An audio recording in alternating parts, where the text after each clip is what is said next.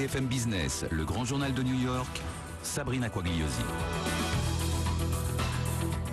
Dernière partie du grand journal de New York, notre segment Nouvelles technologies. Nous sommes avec notre expert en la matière de la semaine, Ilan Abeassera. Ilan, bonjour. Bonjour. Vous êtes le patron de Productive. Alors, on va s'intéresser avec vous, avec cette histoire de Facebook. On en a beaucoup parlé, alors pas pour l'intro ratée cette fois-ci, mais parce qu'on va parler d'un bug. Un bug qui aurait rendu public les messages privés sur le mur de certains utilisateurs de Facebook. Alors ici aux États-Unis, on en a parlé le jour. Facebook a démenti. On est tout de suite passé à autre chose. En France, ça a pris des proportions tout à fait différentes. Le gouvernement s'en est mêlé. Alors déjà, info, intox, est-ce qu'il y a eu bug ou pas? Mon avis, intox. Intox? Ouais, je pense bien. Alors comment on explique cette confusion? Les journalistes français ont leur part de faute, à votre avis? En fait, apparemment, le problème a été découvert par des journalistes français. Je crois que c'était Le Monde et quelques autres journaux français qui ont parlé de ce bug, le Facebook qu'on appelle maintenant. Et donc le problème, c'était qu'on voyait apparaître d'un coup des messages privés qu'on avait eus il y a quelques années. Ça se passait pas sur 2012-2011, je crois que ça démarrait en 2009. Sur la timeline. Sur la timeline, en fait, on était censé voir des messages privés qui étaient devenus publics, que tout le monde pouvait voir. Donc le drame. Oui. Et oui, tout le monde a eu peur. Et donc ça a duré quelques jours. Et puis finalement, Facebook, après avoir investigué, a complètement démenti un quelconque bug. Par contre, ils expliquent ça par le fait qu'à l'époque, on discutait via wall interposé. Et seules les personnes amies avec X et Y pouvaient avoir accès à ces messages. Sauf que là, bon, apparemment, tout le monde y a accès. Donc, c'est pas vraiment un bug, c'est juste un changement de comportement de Facebook, en fait, du produit en lui-même. Facebook n'est pas du tout en tort dans cette histoire. Non, de toute façon, Facebook est toujours en tort, tout ce qui concerne... En France, je veux dire. Oui, mais même en général, on les attaque tout le temps sur les affaires de privacy et autres. Donc, c'est pas vraiment étonnant, mais bon. Mais alors, est-ce que c'est justement, ça remet en question le problème de l'atteinte à la vie privée? On en parle beaucoup maintenant. Plus on partage, plus on s'expose. Alors, sur un réseau social, on mène quand même une vie sociale. Est-ce que c'est pas un peu illusoire de parler de vie privée sur un réseau social? On revient quand même à ça. C'est une bonne question, oui. C'est vrai que moi, c'est ce que je dis toujours. J'ai pas mal de gens finalement autour de moi qui sont pas du tout sur Facebook, qui refusent d'aller sur Facebook. Eux, à la limite, ils assument quoi. Ils sont pas dessus, ils sont contents et voilà, ils veulent pas diffuser leurs données perso. Ceux qui y sont, il faut aussi assumer, je pense. Moi, j'ai aucun problème. Enfin, à partir du moment où on met des photos dessus, on partage des statuts, on partage sa vie. Effectivement, Facebook en profite. Et fameuse citation, c'est que quand on paye pas pour un produit, c'est nous le produit. Et voilà, c'est ce qui se passe. Oui, non, c'est vrai. Ouais. Donc, intox.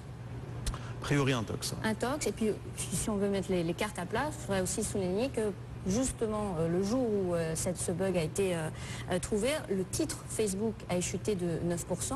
Et ce qui est marrant aussi de voir, c'est qu'en France, dans la presse, pas tout le monde, mais dans la presse, on a souvent associé cette chute de 9% à la découverte de ce bug. Sauf que cette baisse de 9% était quand même attribuée à un article du Barron's le week-end qui soulignait que Facebook, la valorisation, c'est plutôt $15. Ouais. Donc là aussi, je crois que c'était bien aussi de remettre ça en avant. Oui, je suis d'accord. Vraiment une grosse... C'était pas lié. Voilà, pour refermer le dossier Facebook. Allez, autre mouvement, on en parle beaucoup, le social entreprise. Alors je le dis à la française, excusez-moi. Le grand sujet du moment, Salesforce, Box, c'est quoi exactement?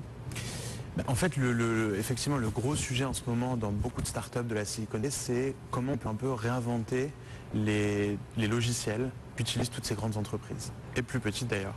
C'est-à-dire à l'époque, on utilisait SAP, jusqu'à présent d'ailleurs. SAP reste une grosse boîte, mais c'est plus vraiment d'actualité.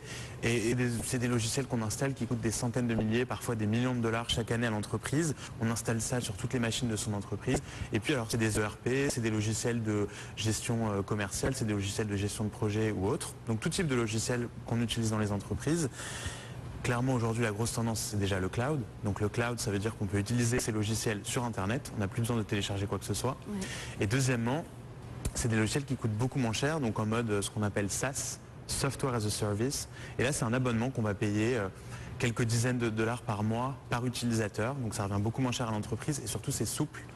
Et ces nouveaux logiciels, donc la grosse tendance du moment, c'est ce qu'on appelle social enterprise, parce que justement toutes les tendances donc sociales comme Facebook, Twitter, etc. arrivent sur l'entreprise avec le même type d'usage. Donc on a certainement entendu parler de Yammer, qui s'est fait racheter par Microsoft 1,2 milliard de dollars, et qui est exactement un Facebook, mais à l'intérieur de l'entreprise. On va partager des statuts, des photos, des commentaires. Ça, c'était un joli coup de la part de Microsoft de faire cette acquisition. Oui, je pense que c'était un coup très intelligent. Maintenant, Yammer fait encore jusqu'à présent très peu de revenus. C'est vraiment une nouvelle tendance dans l'entreprise, mais je pense que c'est un clin d'œil pour montrer. On a Yammer, on a qui encore? Il y a Salesforce qui est le plus gros acteur aujourd'hui du social enterprise, avec leurs produits Salesforce, mais aussi avec tous les autres produits qu'ils ont lancés depuis quelques années. Ils rachètent énormément de startups dans ce milieu-là pour composer vraiment le géant du logiciel nouvelle génération.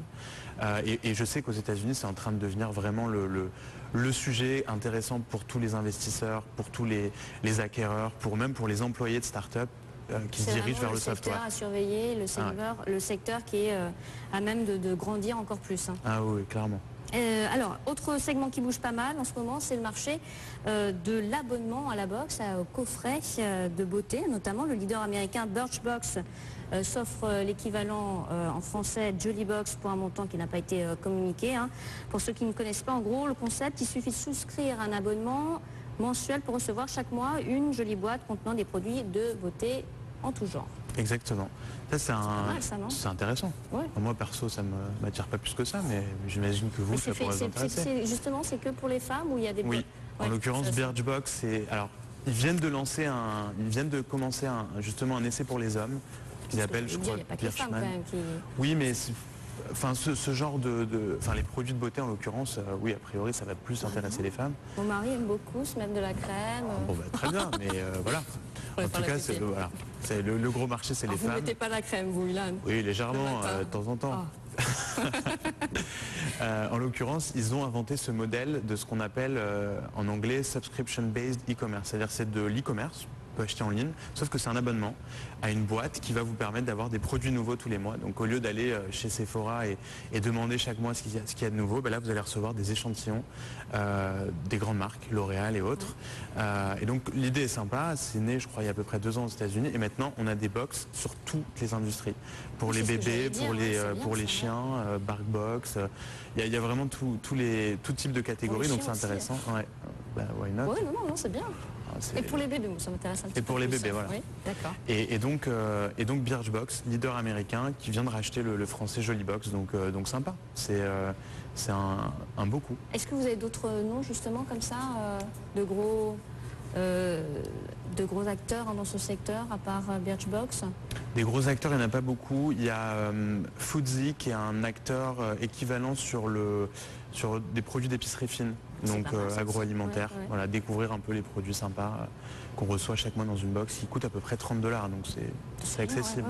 C'est bien. Bon, ça aussi, c'est un segment à regarder. Et on termine avec votre coup de cœur de la semaine, Kickstarter. Alors ça, c'est une plateforme internet, en gros, de collecte de fonds. Ça a été fondé en 2009, il y a un petit moment déjà, pour tout type de projet. Comment ça marche concrètement? Alors Kickstarter, c'est la start-up du moment. Elle est basée à New York. Pourtant, ça fait un petit moment que ça existe. Ça fait un moment, mais vraiment là. De mois en mois, ils prennent de l'ampleur. C'est une start-up new-yorkaise. Ce qui est très intéressant, c'est qu'ils ont inventé un nouveau modèle pour les entrepreneurs, pour les créateurs, pour les inventeurs, de lever de l'argent assez facilement pour leur projet sans donner de part de leur boîte. Donc en gros, j'ai une idée d'un... C'est quand même assez révolutionnaire. Et alors, en échange, on va évidemment donner son produit au moins, pour lequel on investit. Donc, exemple, j'ai inventé un nouvel étui d'iPhone révolutionnaire, mais j'ai besoin de 300 000 $ pour le développer, le fabriquer.